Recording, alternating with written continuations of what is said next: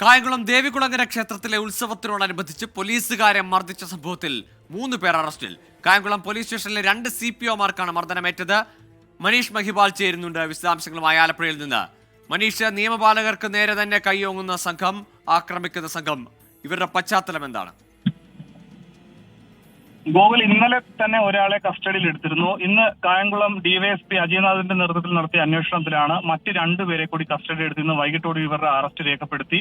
കായംകുളം കൃഷ്ണപുരം സ്വദേശികളാണ് 3 പേരും. ഒന്ന് കൃഷ്ണപുരം സ്വദേശിയായിട്ടുള്ള 31 വയസ്സുള്ള സുമേഷ്, മറ്റൊരാൾ 19കാരൻ രൂപേഷാണ്, മറ്റൊരാൾ അഖിൽ 26 വയസ്സ്. ഇവരെ നിലവിൽ വൈകിട്ട് തന്നെ അറസ്റ്റ് രേഖപ്പെടുത്തി ഇവരെ റിമാൻഡ് ചെയ്തു. ഇന്നലെ രാത്രി 8:30യോടുകൂടിയായിരുന്നു കായംകുളം ദേവികുളങ്ങര ക്ഷേത്രത്തിലെ കെട്ടുകാഴ്ച നടക്കുന്നതിനിടയിലാണ് അവിടെ ഉച്ചയ്ക്ക് 2:30 തന്നെ വൈദ്യുതി കെട്ടുകാഴ്ച കടന്നു പോകുന്നത് കൊണ്ട് വിച്ഛേദിച്ചിരുന്നു. പക്ഷേ രാത്രി 8 മണിയായിട്ടും തിരിച്ച് വൈദ്യുതി പുനഃസ്ഥാപിക്കാത്തതിൽ നാട്ടുകാർ ചിലർ പോലീസിൽ പരാതിപ്പെട്ടു. അങ്ങനെ പോലീസ് ഉദ്യോഗസ്ഥരായിട്ടുള്ള 2 പേർ, പ്രവീൺ സതീഷ് CPOമാരായ 2 പേർ സ്ഥലത്തെത്തി വൈദ്യുതി പുനഃസ്ഥാപിക്കാൻ പറഞ്ഞു.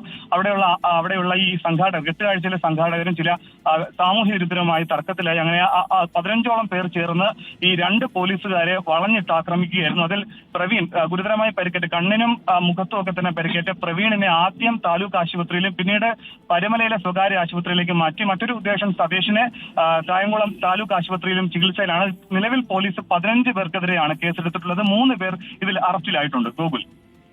ശരി, മനീഷ് മഹിപാലാണ് വിവരങ്ങൾ നൽകിയത്.